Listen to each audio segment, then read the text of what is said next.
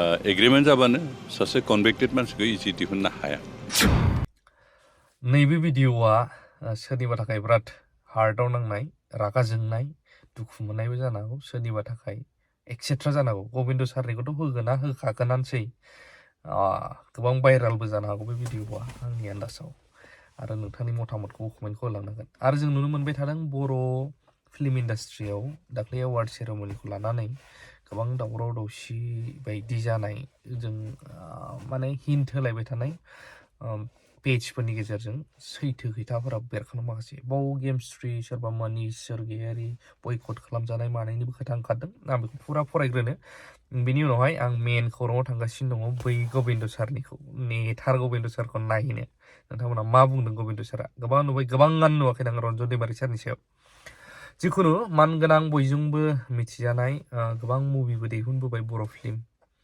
बेसेन गोसा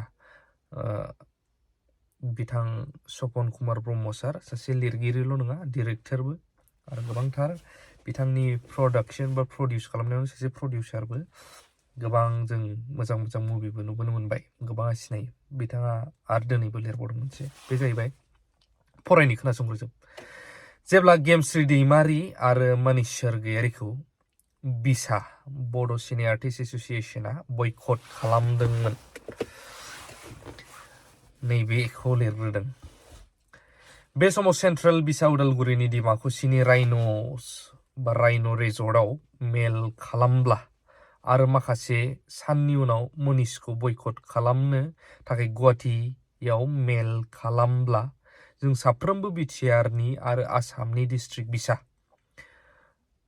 फोरखौ लेंहरना जयै सावरायना बिथांखि लानानै बिथांमोनखौ बयकट खालामनो थिखानाय गैयै समसिम नाथाय जेब्ला गेमस्रि आरो मनिषमोननि बयकटखौ बोखारनाय समाव जों साफ्रोमबो डिस्ट्रिक्ट बिसानि प्रेसिडेन्ट सेक्रेटारि एबा डिस्ट्रिक्ट बिसानि बिसाखौ हांख्राय हरालासे सेन्ट्रेल बिसाया बयकट बोखारनाय जायो बयकट बोखारनायनि हेंथा नङा नाथाय बयकटखौ बोखारनाय जासिगोन होनना डिस्ट्रिक्ट बिसानोथ' अफिसियेलि इनफरमेशन लेटारखौ हरनो हायोमोन जुदि बयकट बोखारनाय समाव डिस्ट्रिक्ट बिसाखौ नाङामोनब्ला अब्ला बयकट खालामनाय समाव डिस्ट्रिक्ट बिसाखौ मानो नांगौ जाखो कुइसन मार्क बेयाव मा लजिक दं बेनिफ्राय आंनि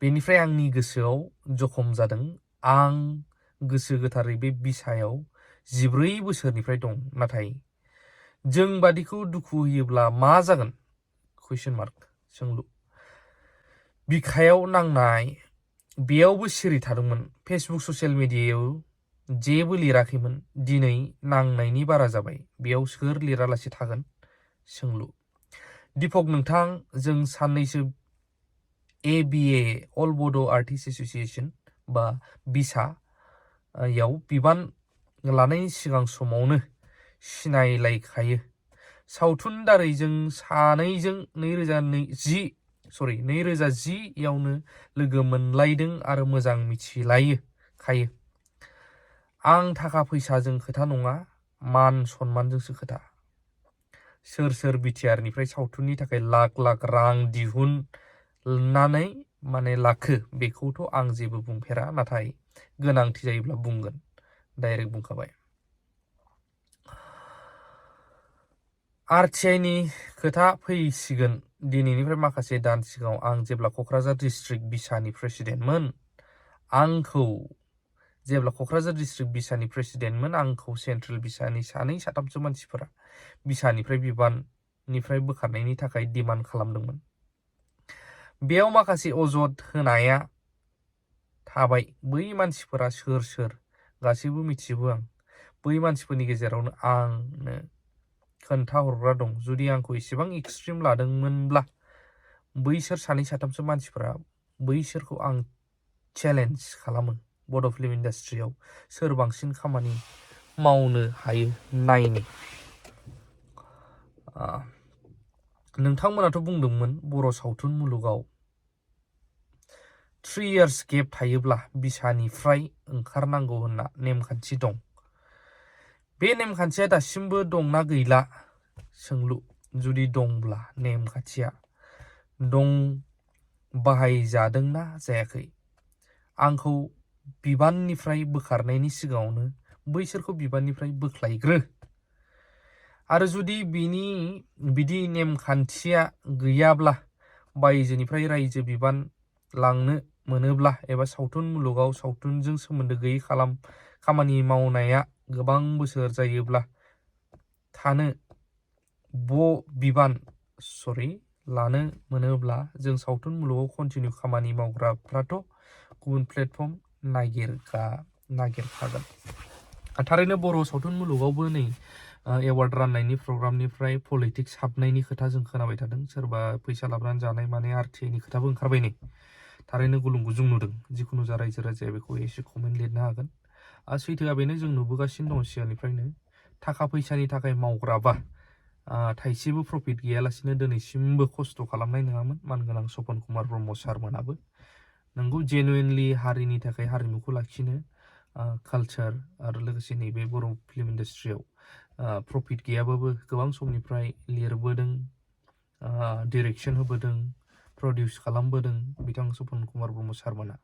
बे समावहाय दिनैनि दिनाव माखासे खोथा ओंखारनाया बिथांमोननि गोसोखौ आरो थाखा फैसानि गेजेराव खायफा पलिटिक्स खालामनायनि जाउनाव पलिटिकेलि थाफानानै बाव दुखु होनायनि बे खोथाफ्रा फेसबुकफ्राव बेरखांदों। बे आंनि बुंनाय बाथ्रा नङा, बाव रोखा रोखा बेरखांदों। दा पलिटिक्सजों थाङोब्ला जोंनि मुभि लाइन हारिमुवा माबायदि जागोन? हारिमु जाय एक्टर एक्ट्रेस थाखा फैसा सोरबा 1 लाख 2 लाख मोननायनि थाखाय बै पलिटिकेल हान्जाजों खारफायोब्ला मा जागोन? नैबेखौ रायजो राजाया बांसिन मोजां बुंनो हागोन, जों बुंनो हानाय नङा।